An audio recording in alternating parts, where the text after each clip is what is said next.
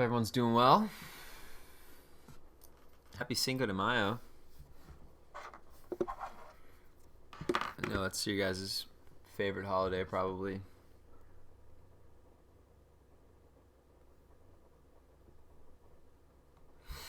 How could it not be?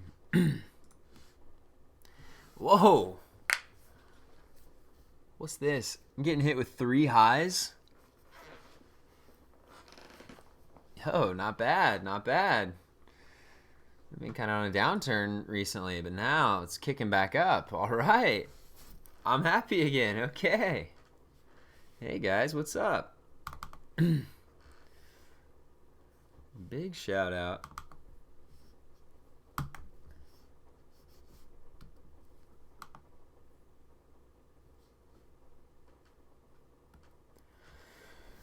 Hope things are going well.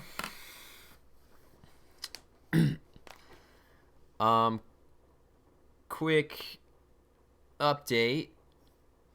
So I think I mentioned this yesterday or last week, but reminder that, and maybe you've probably heard this maybe from other teachers as well. This week starts the newest practice or rule or whatever for our school or district. I don't remember which. That we're not supposed to teach new content on Wednesdays anymore. So Wednesday for the rest of the school year. So for the next 3 weeks. Wednesdays I will not have any new lessons, so I won't have the stream. That's just something that's put in place that no teacher should be teaching new content on Wednesdays. So, which is fine. I mean, we have plenty of time, and we're in a good spot. So, I'm not concerned about it at all. But just to let you know that if you show up here tomorrow and you're like, wait, why isn't Mr. Bonus teaching the awesome math? That's why. Okay. All right. So let's start getting into the good stuff here. Starting off with the warm-up. Perform the row operations. How many more performance tasks do we have? Good question. My thought is... well, wait a minute. Let me confirm first how many we've had so far.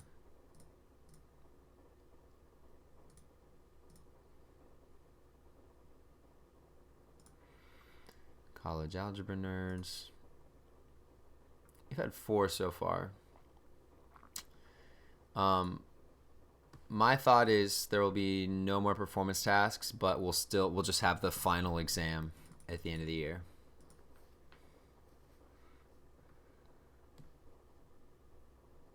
If that's okay with everyone. Because we still have to have a final exam because it's college algebra. So I would rather just not. I mean, we could do a specific matrix performance task and then have the final exam on top of that, but I don't know. It seems like more work.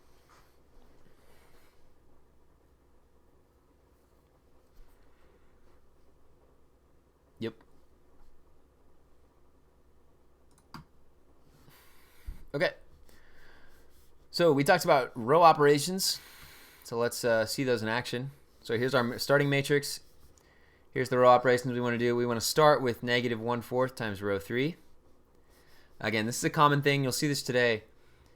All the numbers in row 3 are divisible by 4. So multiplying row 3 by negative 1/4 is actually pretty easy to do. Now row 1 stays the same. Row 2 stays the same. But row 3 divided by negative 1/4, or sorry, times negative 1/4, so that's divided by negative 4. So negative 4 divided by negative 4, 1. 4 divided by negative 4, negative 1. 12 divided by negative 4, negative 3. Oh, I need to write my little negative 1/4 times row 3. I do need to see if you're doing this for something, that you have this that tells me what operation is happening. Yeah. Okay. So first row operation done. The second one says, hey, switch row 1 and row 3. Great. I can do that.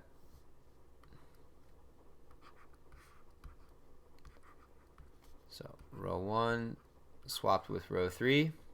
So 1, negative 1, negative 3. 2, negative 1, negative 3. 3, 5, negative 3. Okay, see, we just switched the rows.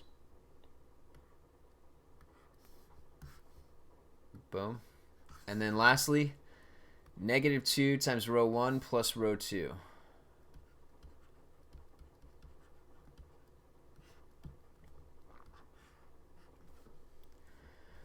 Okay, row 3 is going to stay the same. Nothing happens there. 2, negative 1, negative 3. This is row 2. Row 2 is going to change. All right, remember that second row, whatever is written here in this notation, is going to change. But row 1 is staying the same. All right, we are using row 1 to change negative, or to change row 2. But row 1 will stay the same. That's a good one. Okay. So let's do the math. 1 times negative 2 is negative 2. Negative 2 plus 2, 0. Negative 1 times negative 2, positive 2. 2 plus negative 1, 1. Negative 3 times negative 2 is positive 6. Positive 6 plus negative 3, positive 3. So this is the matrix that I end up with. Like I said yesterday, on the PFA, it'll ask you, like, it won't have these. It'll just say, hey, what's in the spot A22? Okay, so that would be the second row and second column, which would be 1. Okay, this is just, it just picks out a random entry, A22, A31, A24, or whatever.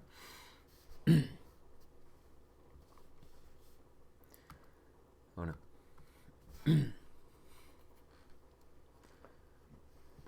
Okay, so there's a summary of my matrix operations, or my row operations specifically. All right. Lost my cursor. There we go. All right, so we have some new stuff to talk about today. That'll take us a little bit to just talk through. Augmented matrix. It's a way of writing a system of equations as a matrix. We've actually sort of done this before already. When I showed you how to solve systems on your graphing calculator. All right, so if I start with a system of equations, I can turn this into a matrix. 3, negative 5, 2, negative 12. That's just all of these coefficients and numbers from the first row.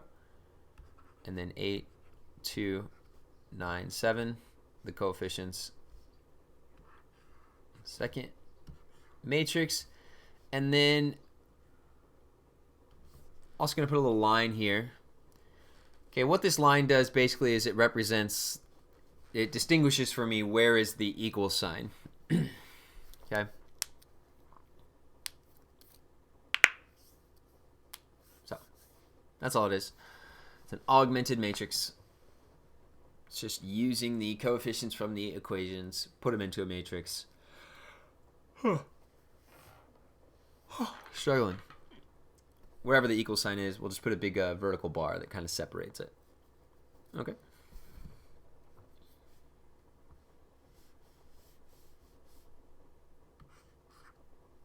Right, augmented matrix.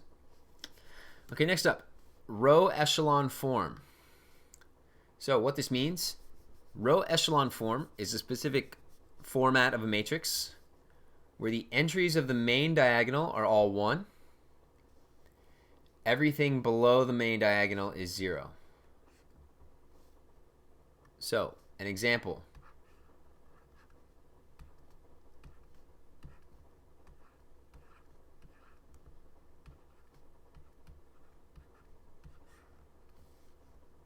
And I'll give you a couple examples.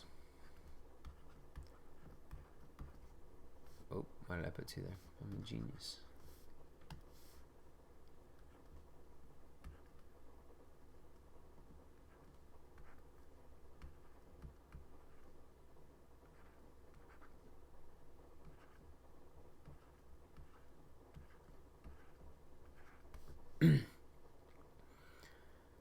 Okay, so this first point, the main diagonal is 1. All right, I did a bad job of spacing on the second matrix, but just pretend like I'm actually good at stuff. All right, and then everything below it is 0. All right, zeros, zeros. All right, I really should fix this. This is pretty bad, isn't it?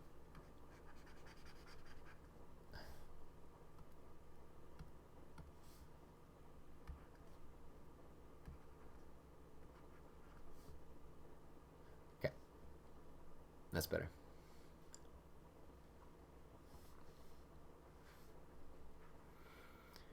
Okay, so this is what we would call row echelon form. Okay, so reduced row echelon form, and if you'll notice, reduced row echelon form, if you remember when we solved the matrices using the TI-84, one of the final buttons that we used was RREF, stands for reduced row echelon form. All right, it sounds cool. It'll impress your friends and family. They say, what are you doing? You say, actually, I'm trying to put a matrix into reduced row echelon form, so I'd appreciate it if you quit bothering me. All right, just say that. Your parents will love it. They'll be like, oh my gosh, I'm so sorry. I'll leave your room. Sorry, I'll bring you dinner. Like, again, my apologies. Thank you for being such a good daughter or son. All right, so reduce row echelon form, all the same rules as row echelon, okay, but also everything above is also 0.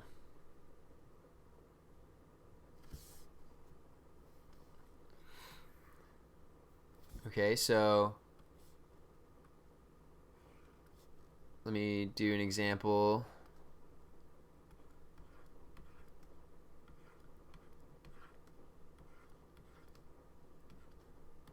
And I'll make some augmented matrices so we can see what that would look like too.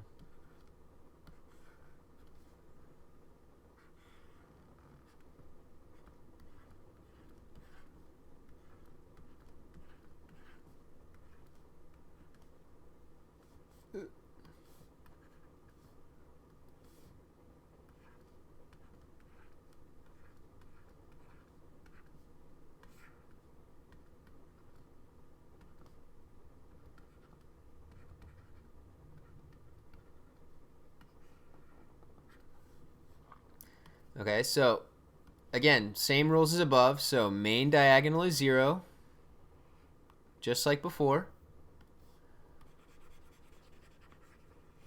All the stuff below it is 0. But now to be reduced row echelon form, this was all it took for row echelon. But look, I still had like numbers going on up here. But reduced row echelon form, everything above is also 0.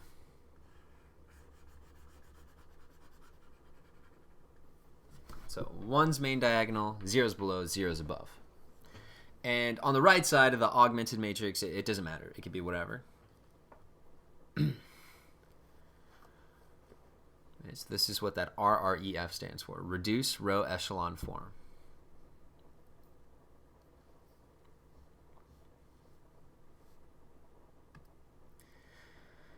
Okay, so we have these processes. Here's the steps for it. This is all going to make 0 sense just talking about it. But once you're actually doing it, and you actually know what these steps mean, do refer to these steps when you're going through and solving. Okay, so this is called Gaussian elimination. Well, it depends on what we're doing. Gaussian elimination is if you're just doing row echelon form. Gauss-Jordan elimination is if you're doing reduced row echelon form. And so they're very similar. Gauss-Jordan just goes a little bit further because it gets the zeros up in the top as well. All right, so this mathematician Gauss, he was like, yo, I want to do some eliminating. I'm tired of all these numbers. I'm going to eliminate them, I swear. Everyone was like, whoa, chill. But he did it anyways. But then Jordan came along, Michael Jordan, and he was like, hey, Gauss, this is really cool how you eliminate all these numbers, but you didn't eliminate enough of them. Like, what are you doing? You left all these numbers up here, and I'm sick of those numbers too. Like, we got to do something about this. And so Jordan took it a next step and was like, all right, I'm going to make all these numbers up here 0 as well. And Gauss was like, oh my God, that's absolutely wild. And everybody freaked out. But here we are. And that's just straight up math history for you. So write that down. That's going to be on the final exam for sure. 100%. Word for word. Oh my God, I need friends. Okay, so here's the steps we're going to go through. First step, get a 1 in the A11 entry. All right, so that's our top left. Remember, first row, first column. So we want a 1 there in that top left corner. Clear all the entries below it. Now, what do I mean when I say clear? When I say clear, I mean make it 0. Okay, and then I'll move down to the next diagonal, A22. So I'll make that a 1 somehow. And then I'll clear all the entries below it. So again, make everything below it 0.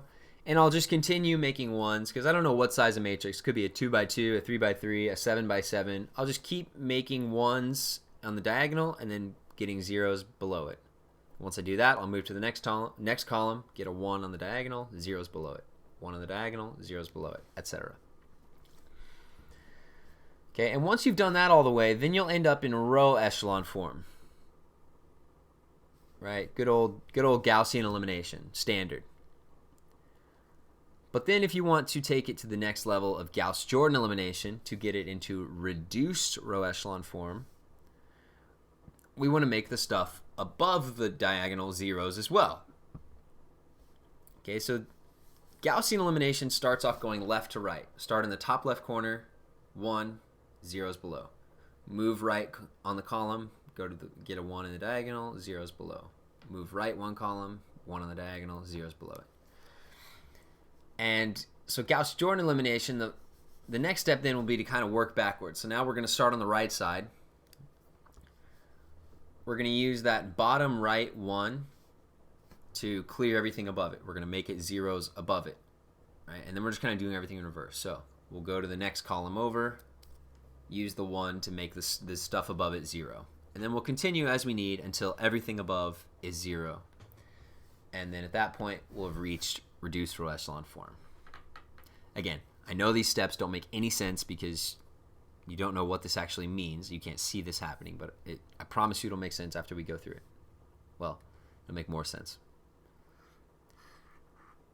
Okay. Quick note. So when clearing below, we go left to right. When clearing above, we go right to left. Right? Do think about that. Do consider that because I see a lot of people mess that up. Okay, so let's just do it.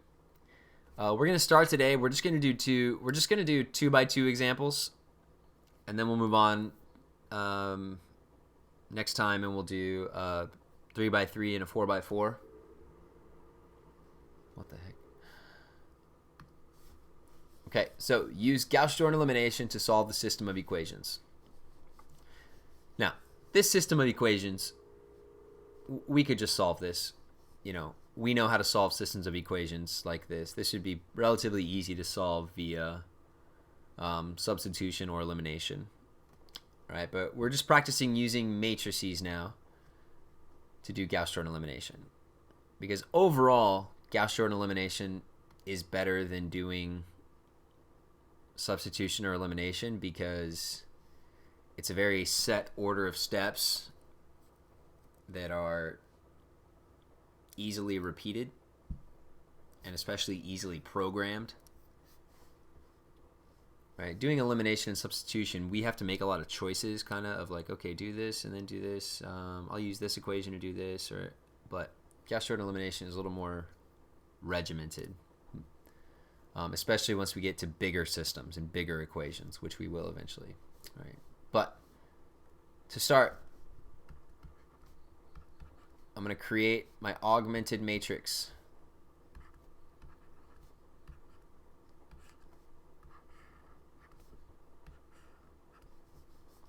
Boom. Okay. So remember, the vertical line represents like the equal sign.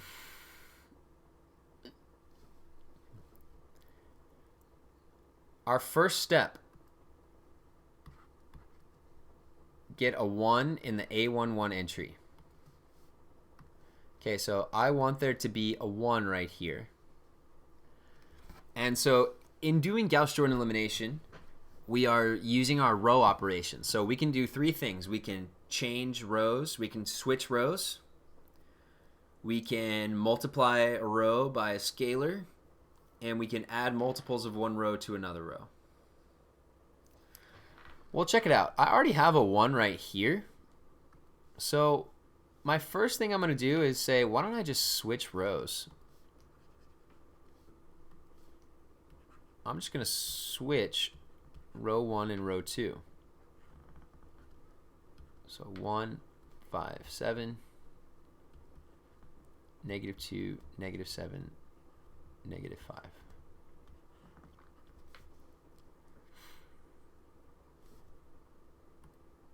So that now I have that 1 up there. Great. That's what I wanted. Right? First step, done. Get a 1 in the A11 entry, that top left diagonal. Always look to see, if you're trying to get a 1,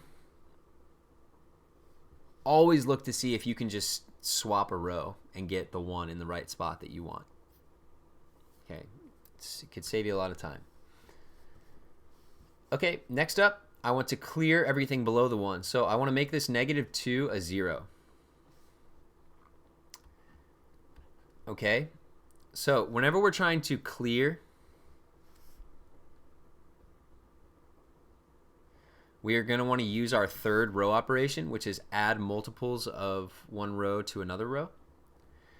I don't just want to like multiply this row by 0. Like, yeah, that would get me a 0 there, but it also kind of takes away all my information.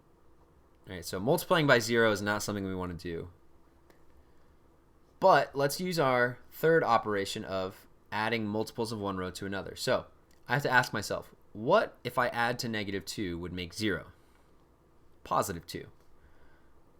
And I have a 1 here, so okay, 2, I'm going to do 2 times row 1 plus row 2.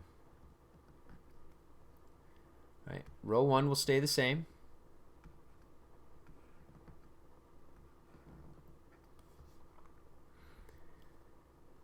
And so the numbers that are going to go down here, so I have to do 2 times these numbers and add them to these numbers. All right, so let's just go one at a time. 1 times 2 is 2. 2 plus -2, 0. 5 times 2 is 10. 10 plus -7 is 3. 7 times 2 is 14.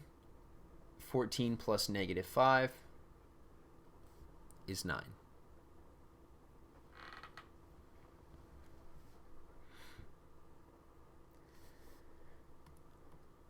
Okay, now the question of why did I choose 2 here? Because 2 times 1 is 2, and if I add 2 to -2, that will get me the 0 that I want.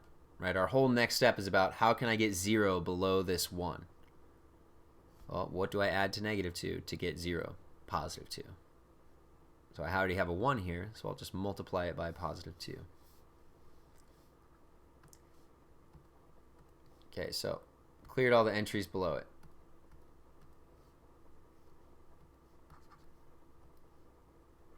Done. All right, next step, get a 1 in the A22 entry. So I'll go down to the next diagonal. So I want this 3 to be a 1. Okay, now how am I going to do that? Well, hopefully we recognize something that I've mentioned a couple times now about this row. 0, 3, and 9 are all divisible by 3. And 3 divided by 3 would give me 1. So I'm going to take row 2, and multiply it by 1/3. So row 1 stays the same. 1, 5, 7. 0 divided by 3 is 0. 3 divided by 3 is 1. 9 divided by 3 is 3.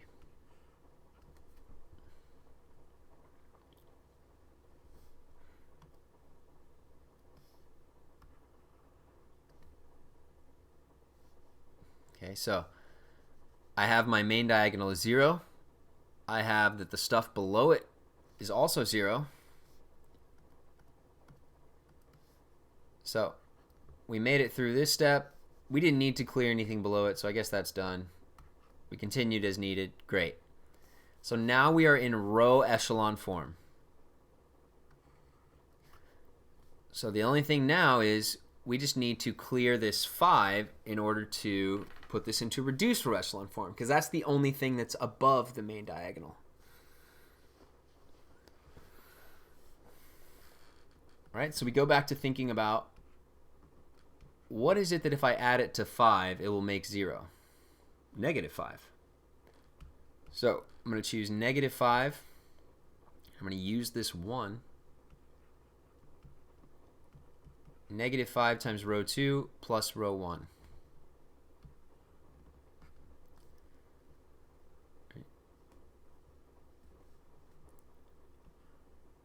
Okay, we got to do it for all the entries though. So 3 times -5 is -15. -15 plus 7 is -8. Row 2 stays the same in this case. 1 times -5 is -5. -5 plus 5 is 0. That's exactly what I wanted. 0 times -5 is 0. 0 plus 1 is 1. So this is now in reduced row echelon form. And this looks like exactly kind of the type of thing that we got on our calculators when we typed in RREF. So I can conclude from this that x is -8 and y is 3. Right? Or I'd get the point, -8, +3.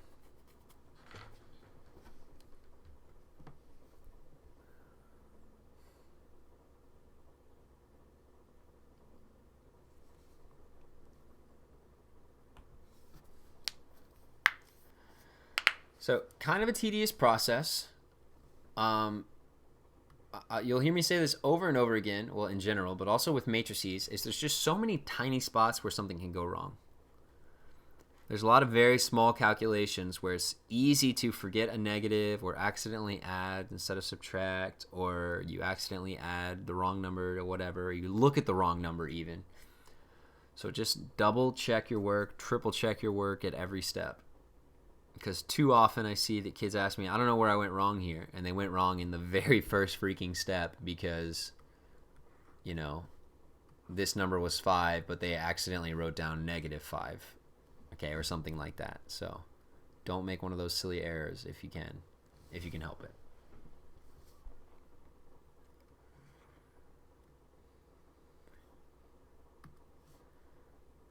Okay, let's try another one.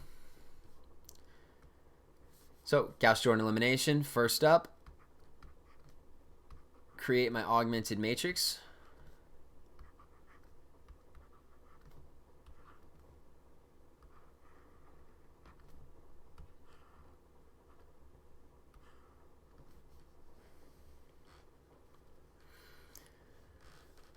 All right, so my goal is I first need to get a 1 up here in the top left corner.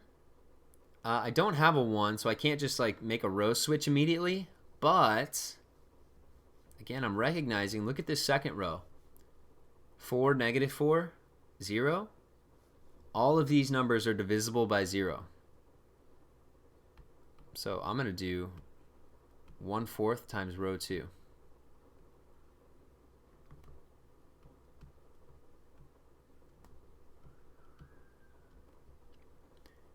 So multiplying by 1/4 is just dividing by 4. So 4 divided by 4, 1.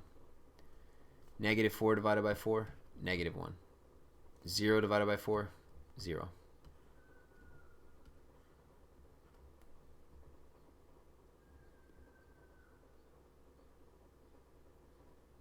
Someone's screaming outside.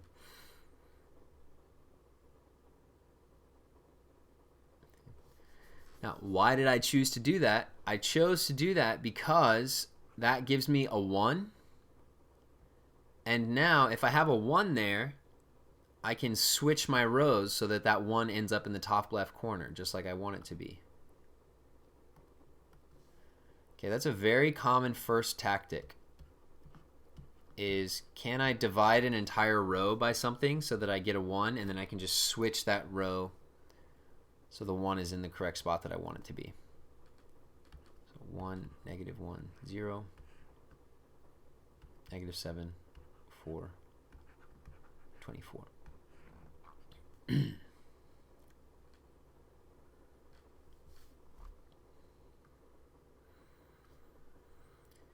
Next step is to clear everything below this 1. So I want to turn this -7 into a 0. So what needs to get added to -7 to make 0? +7. So +7 times row 1 plus row 2.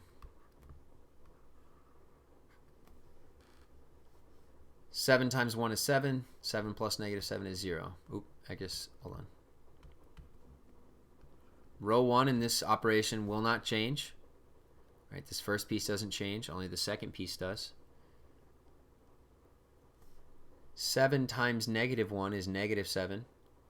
-7 plus 4 is -3. 0 times 7 is 0. 0 plus 24 is 24.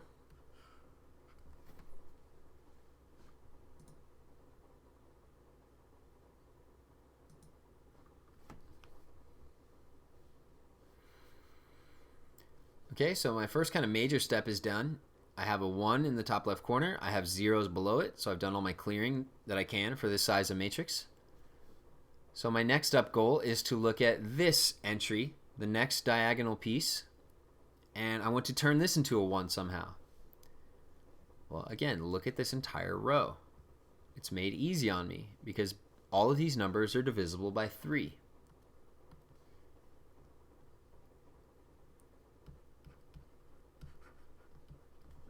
So I'm going to do this, but I'm not just going to multiply by 1/3. I'm going to multiply by -1/3.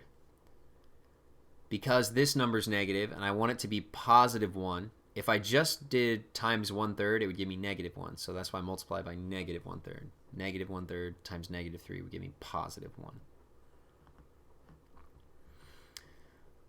All right. Row 1 stays the same. Row 2, 0 times -1/3 is 0. -3 divided by -3 is +1.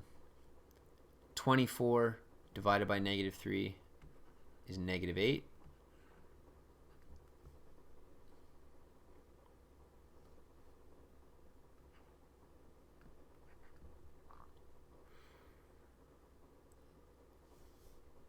Okay, so 1's along the main diagonal. Everything below is 0.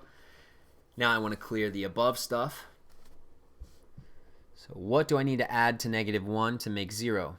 +1. Okay, great. So I don't even need to do any multiplying. I just need to add row 2 plus row 1.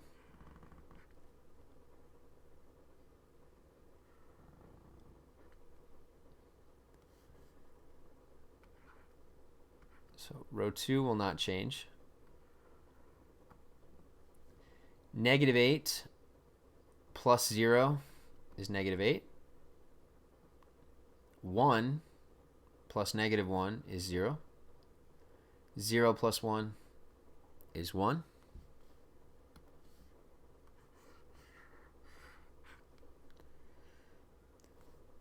So now my matrix is in reduced row echelon form. What this means is I can determine x is -8 and y is -8.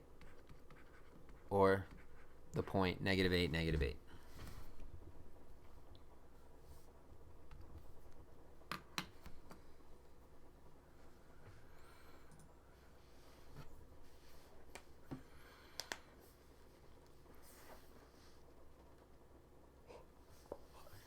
So the trickier parts on these problems is just knowing what row operation to use.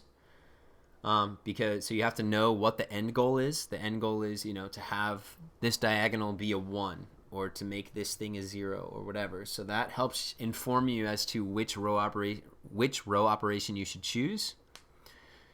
Okay, you have to be able to recognize situations where you look at an entire row and say, hey, all of these I could divide by 4, or hey, I could divide all of these by 3. You know, and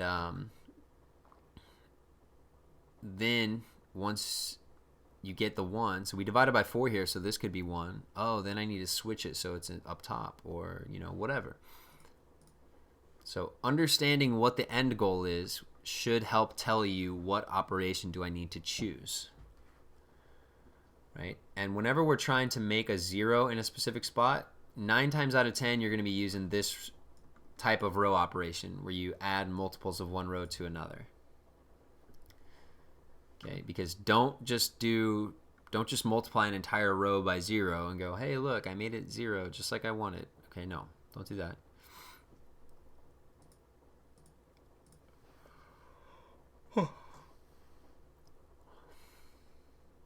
Right. I left a couple. There's 2 more on here. I would definitely recommend going in and practicing these, doing Gauss-Jordan elimination. I have no doubt you could solve these by hand just using substitution elimination, but we're going to move up to solving 3x3 systems and 4x4 systems, so we'll have to use these steps. So practice on something small. Remember just to be careful about checking your work, because otherwise some dumb little mistake will mess you up, I guarantee. I've done it plenty of times. My students last year have done it plenty of times. All right, it's just a common thing, so try to limit it as much as possible. But these 2 would be great practice, especially since I will not see you tomorrow. Again, Wednesday, not allowed to deliver new content. So on Thursday, we'll pick class back up again as normal. And we'll do larger systems using Gauss-Jordan elimination.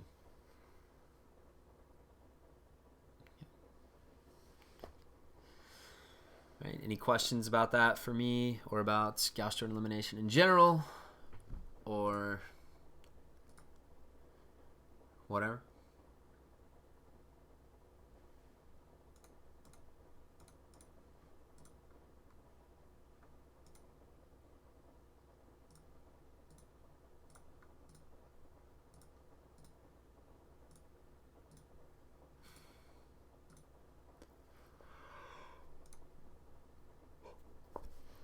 Man, keep yawning.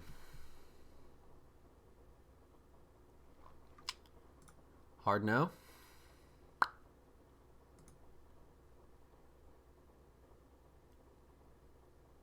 Okay. All right. Then I'll see you guys back here on Thursday to continue lessons. Let me know if you have any questions about anything. Keep taking PFAs. You guys are taking a lot. I appreciate it. Awesome. Keep it up. Let me know if you have questions or need help with something. And I'll see you back on Thursday.